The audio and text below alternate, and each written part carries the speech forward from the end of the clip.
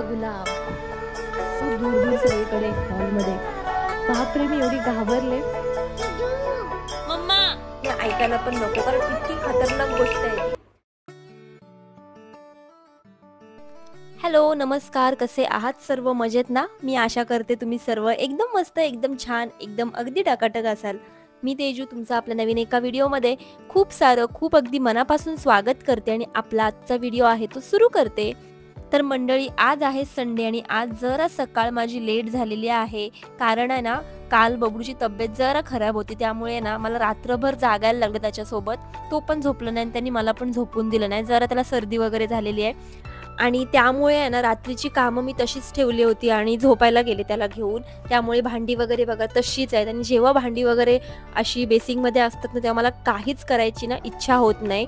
तर विचार केला की आता काय करू, अगोदर भांडी घासू की अगोदर नाश्ता बनवू, कारण विकी पण आंघोळीला गेले होते.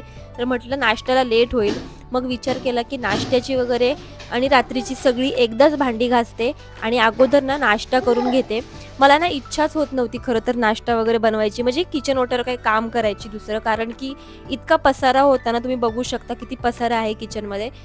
जेव्हा रात्री ना सगळं क्लीन करून सगळं ओके करून मी झोपते ना, तेव्हा मला सकाळी उठल्यानंतर ना काम करायची वेगळीच एनर्जी असते. पण जेव्हा जेव्हा असं असतं ना की सगळं अस्तव्यस्त असतं, तेव्हा अजिबात इच्छा होत नाही.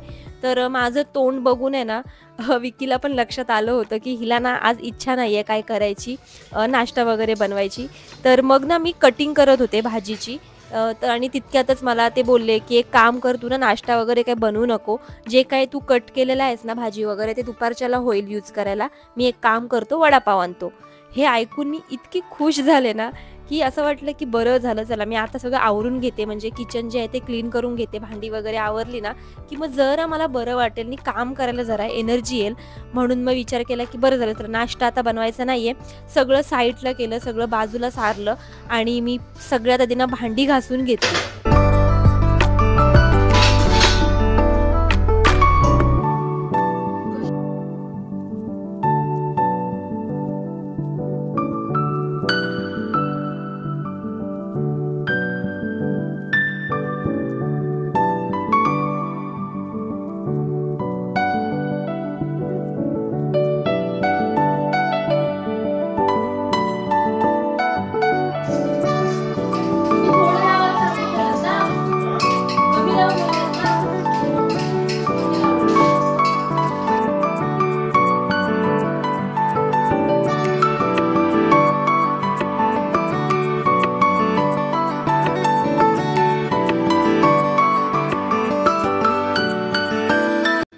तर माझं किचन आवरेपर्यंत आहे ना बबडूच्या पप्पांनी मस्त असा गरम गरम वडापाव आणला होता. तर म्हटलं आता खाऊन घेऊया, कारण खूप जास्त भूक लागलेली आहे. आणि वडापाव खाताना बबडूची टंगळमंगळ चालू होती. त्याला आहे ना जे नाही खायला पाहिजे तेच खायला आवडतं, जसं की चुरा जाम आवडतो खायला त्याला, आणि चुरा जास्त तेलकट असतो आणि त्यामुळे त्याला सर्दी खोकला होत असतो. पण मग नाही दिलं तर मग रडत बसणार. मग आता असा विचार केला की हे असलं काही ना घरामध्ये आणायलाच नको, म्हणजे तो खाणारच नाही. कारण आपण थोडंसं तोंडाला ताबा ठेवला ना तर मग त्याच्या पण तोंडाला ताबा राहील असं वाटायला लागले आता.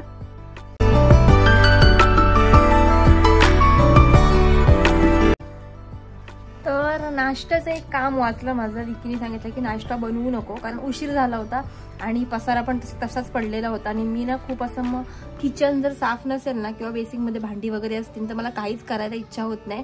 पण कधी कधी काय होतं, नाईलाजाने आपल्याला भांडी वगैरे ठेवायला लागतं. जसं की काल पण मला नाईलाज झाला, बबडूला लवकरच झोप आली त्यामुळे, आणि ती तब्येत पण थोडीशी ठीक वाटत नव्हती. म्हणून म्हटलं मी ठेवली भांडी आणि त्याला घेऊन जाऊन झोपले. आणि रात्रभर तो जागा, सर्दी खूप जास्त होती त्याला, तर त्यामुळे जास्त रात्री झोपला पण नाही. म्हणून ना रात्री माझी पण झोप झाली नाही. मग सकाळी लेट उठले आणि सगळं कामाचा ना पूर्ण गणितच चुकलं कामाचं. तर त्यामुळे आता नाश्ता वगैरे आमचा झालेला आहे. वडापाव मागवला बाहेरूनच आणि वडापाव खाल्ला. आणि आता चालले बाजारात, संडे आहे आज, त्याच्यामुळे भाजी आणायची आठवड्याची. आणि दुपारचं जेवण काय आता करायचंय, मच्छी वगैरे बघूया काहीतरी. आता बबडूला कोलंबी पाहिजे बोलतोय, कंटाळा आला अक्षरशः कोलंबी खाऊन खाऊन, कारण की दर रविवारी बघते तर कोलंबीच असते आमच्याकडे, कारण की बबडूला आवडते. मग बघूया आता, कोलंबी आणायची नाही तर मग मटण वगैरे काहीतरी बघू काय आणतोय ते. आणि आठवड्याची भाजी पण घेऊन येऊ येता येता. तर चलो.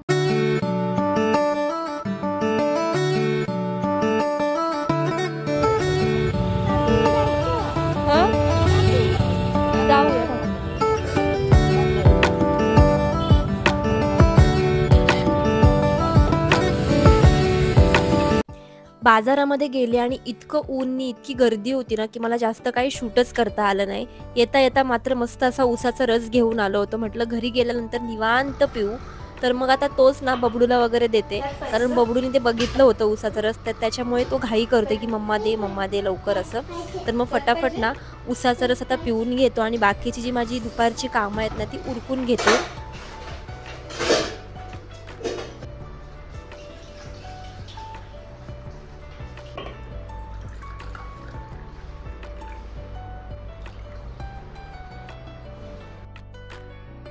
मस्त असा थंडगार ऊसाचा रस आणि त्याच्यामध्ये टाकला होता सब्जा.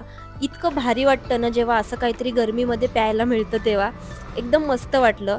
फटाफट ना ऊसाचा रस पिऊन घेतला आणि मग भाजी जी आणली होती ना तिला सेट करायचं होतं, कारण की जर ते तशीच ठेवली ना पिशवीमध्ये तर मग ती खराब होऊन जाते आणि नंतर करू असं करून ते राहून जातं.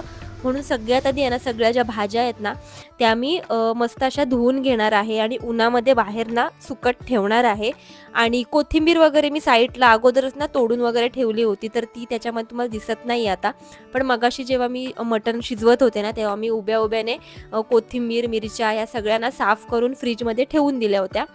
तर मग आता फक्त ही भाजी राहिली होती, ती धुवून म्हटलं बाहेर ना उन्हामध्ये सुकट ठेवते.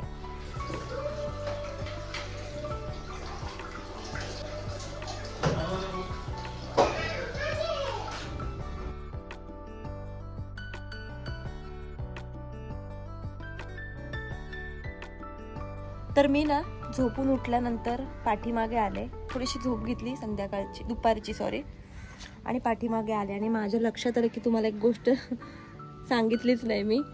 तर ती पण म्हटलं सांगूया काय दाखवूया की माझी झाडांची काय अवस्था झाले ते, आणि ती का झाले ते तुम्हाला थोड्या वेळाने सांगते.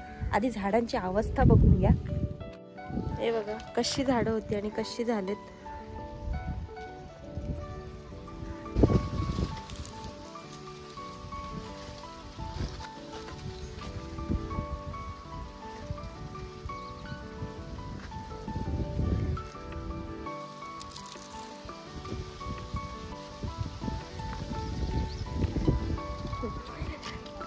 हेच ते वांग्याचं झाड ज्याचं फूल मी तुम्हाला दाखवलं होतं.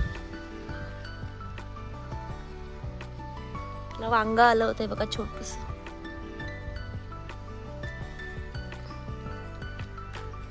हे आमचं गुलाब.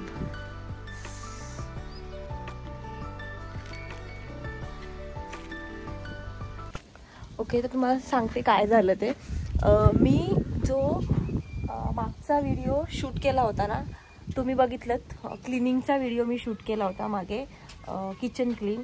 तर कसं असतं माहिती आहे का, जेव्हा मी नेहमी किचन क्लीन करते ना आपलं नॉर्मल वीकली, तेव्हा फटाफट किचन ते क्लीन होऊन पण जातं. पण त्या दिवशी काय झालं, मला व्हिडिओ पण शूट करायचा होता आणि व्हिडिओ शूट करता करता ते किचन क्लीन करत होतं. त्यामध्ये माझं एवढं डोकं दुखायला लागलं होतं ना की प्रत्येक वेळेला कॅमेराचा अँगल जो आहे तो सेट करा आणि त्यानंतर मग आपलं जे काम आहे ना ते करा, असं करत होते. खूप जास्त थकले होते मी तेव्हा. जेव्हा नेहमी करते ना त्याच्यापेक्षा जास्तच मी त्या दिवशी थकले होते. तर मला एवढा कंटाळा आला होता. तर माझं असं झालं की मी जेवते कधी दुपारी आणि झोपते कधी, म्हणजे झोपलं की कसं थोडासा आराम मिळून जाईल ना म्हणून. तर मी काय केलं, बाहेर आले, कारण ना फ्रीजच्या वरती मला तो कवर टाकायचा होता. तर तो कवर जो होता तो बाहेर होता. तर ते कवर घ्यायला मी बाहेर आले ना, तर त्याच्यानंतर बाहेर आल्यानंतर ना आमच्याकडे ना मद्रासी लोक राहतात, अण्णा लोक. तर त्यांच्या तिथे माझं लक्ष गेलं आणि त्यांच्या साईडला शेत आहे, ते ना पूर्ण जळत होतं तिथे. आणि आदल्या दिवशी मला मम्मीने सांगितलं होतं की त्यांच्याकडे ना अशी आग लागलेली होती, दुपारी कोण असं जाळलं ना तर मग ते कसं वाऱ्याने पसरते आग सगळी, तसं लागलं होतं अलिबागला, मम्मी बोलली होती. तर ते माझ्या डोक्यामध्ये होतंच. तर मी ना मनातल्या मनात बोलतेच, कोणी पेटवलंय काय माहिती, कोणी आग लावले काय माहिती दुपारी. आणि माझ्या डोळ्यावर एवढी झोप होती, मी काय केलं, आतमध्ये आले, फ्रीजवर कवर टाकलं आणि मस्तपैकी बेडरूममध्ये आले, कडी लावली बेडरूमच्या आतून पूर्ण आणि AC BC लावले आणि मस्त झोपले मी. आणि एवढी डोळ्यावर झोप होती ना माझ्या. बबडू पण दमला होता, बबडू पण मस्त झोपला होता, आम्ही दोघी झोपलोय. आणि थोड्या वेळाने ना मला झोपेतच ना वास येतोय जळल्याचा पूर्ण. तर मला वाटलं, मी ना मशीन लावलेली कपड्यांची, तर मला वाटलं काय कपड्यांची मशीन आणि वरचं जे AC आहे आपली, दोन्ही एकदम लावले म्हणून AC जळली भिळली तर नाही ना, म्हणून मी ACच्या इथे बघते ना AC ओके, म्हणून मी पुन्हा झोपायला गेले आणि नंतर मग पुन्हा उठले वॉशरूमला जायला. मी वॉशरूमला जायला उठले आणि दरवाजा उघडला बेडरूमचा. उघडल्यावर जो धूर सगळीकडे हॉलमध्ये. बापरे, मी एवढी घाबरले.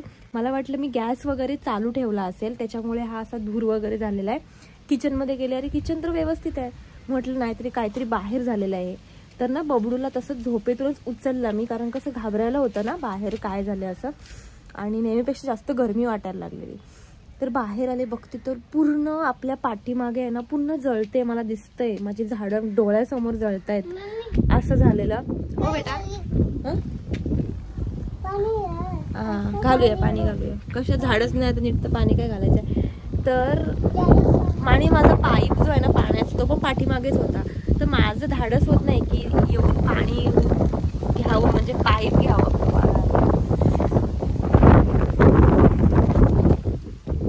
तर माझ्या डोळ्यासमोर माझी झाडं जी आहेत ती पूर्णपणे जळाली. मला एवढं वाईट वाटलं की म्हणजे मला झाडांचं एवढं वेड नव्हतं बोलायला, पण मला ना झाडांचं एवढं वेड नव्हतं. पण मला आता झाडं लावायला खूप जास्त आवडायला लागलं, कारण डोळ्यासमोर आपण त्यांना रोज थोडं ग्रो होताना बघतो ना, तर खूप मस्त वाटतं. आणि आपल्या हाताने एखादी कुठली गोष्ट झाडं लावलेली आहेत आपण आणि ती रोज आपण बघतोय की हा मस्त होतात, खूप मजा वाटते.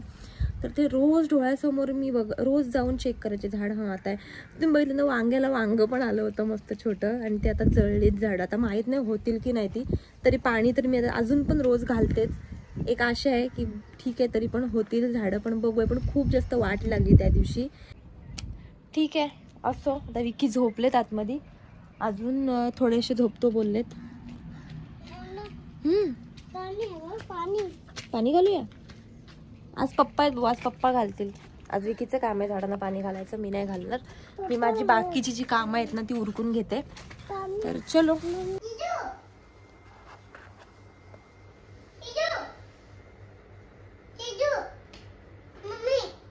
तू माझ्या बारशाला आलेला का मला तेजू बोलायला? तू तेजू का बोलतोय मला? कधीपासून तेजू बोलायला लागला? सांगितलं तेजू कोण बोलतं मला? आधी बोल, तेजू कोण बोलतोय? मम्मा. हा अरे मम्मा.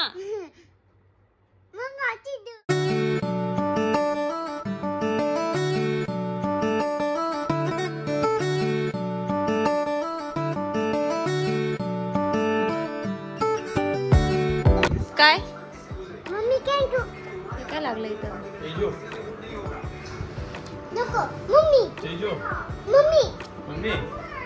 तुम्ही तुमच्यावर डाऊट, तुम्ही नाही ना शिकवत. तू का बोलतो तेजू त्याला मम्मीला? तुम्ही नाही ना शिकवत त्याला तेजू बोल म्हणून. हा बेटा असं मम्मी बोलायचं, तेजू नाही बोलायचं. मम्मी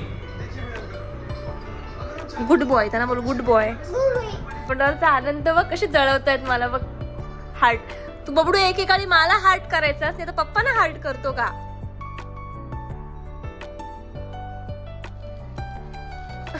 मला पण कर ना.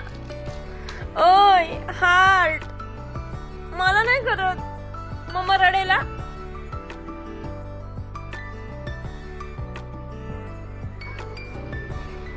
ह्याच्यावर काय बोलायचं तुम्हाला? समाधान ना एकदम. हा हा बरोबर रे, बरोबर.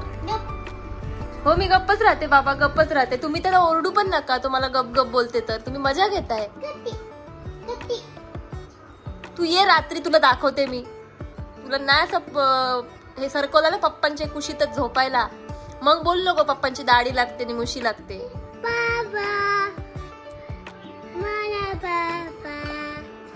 पापा मारा पापा, मारा पापा, मारा पापा,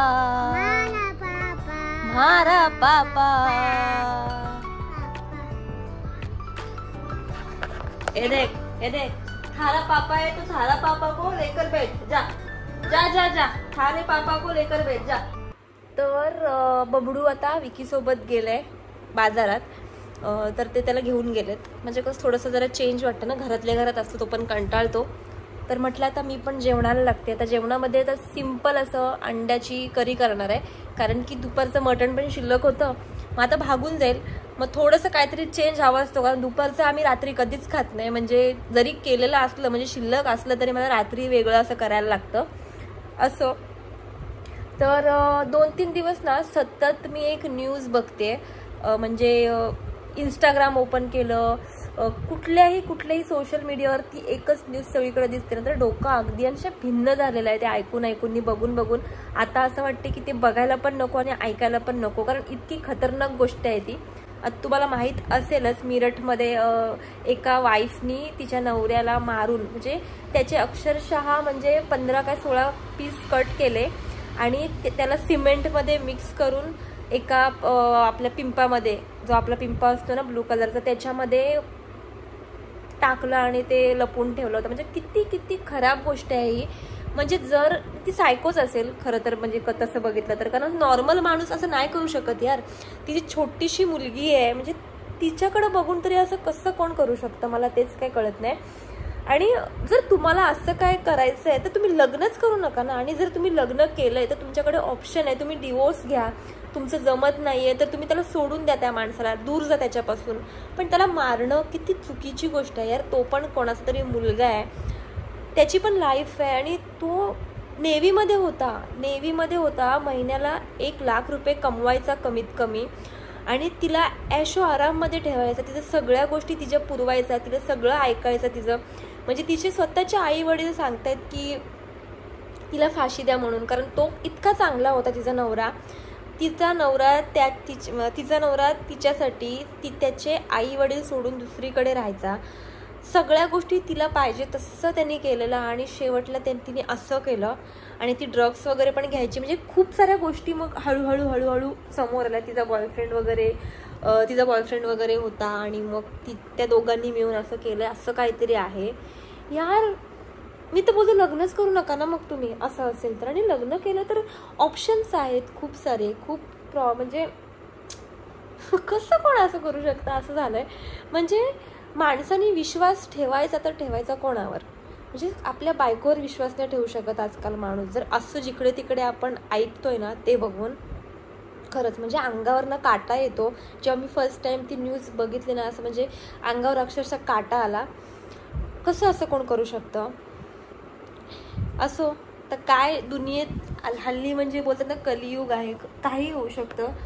तर हेच आहे, ते काही होतं आहे. कारण जे आपण विचार करू शकत नाही त्या गोष्टी आता आपल्या कानी येतात, ऐकायला येतात. पण प्लीज म्हणजे इतके पण खालच्या दर्जावर म्हणजे जाऊ नका की माणसातला जो विश्वास आहे ना, म्हणजे आपण समोरच्यावर जो विश्वास ठेवतो ना, तोच माणूस कोणावरच ठेवणार नाही. इतकं पण घाण काही कृत्य करू नका की म्हणजे पूर्ण कोणच कोणावर विश्वास ठेवणार नाही, अशी पण वेळ येईल एक. असो तर ठीक आहे, आजचा व्हिडिओ इथेच थांबवते. असा होता आपला आजचा जो पूर्ण दिवस आहे तो. तर व्हिडिओ ना शेवटपर्यंत बघितलात त्यासाठी खरंच खूप सारं थँक्यू.